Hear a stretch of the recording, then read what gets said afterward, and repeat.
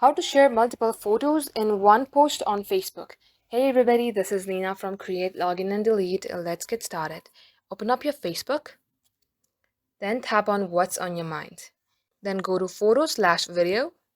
So Facebook used to have this create a layout option right here, but now Facebook has updated its feature. Let's use Instagram and create a colossal, and then we can post a post, and then we can upload a post that contains multiple photos.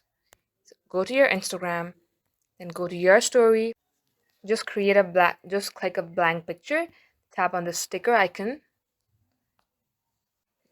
tap on this icon, and select a picture from your gallery. Once you have added the first photo, repeat the same process. Tap on this three dot icon on your top right and tap save. Let's open our Facebook and add that photo.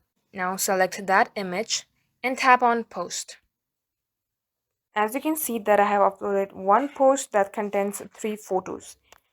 That's all for today. Thanks for watching and subscribe for more.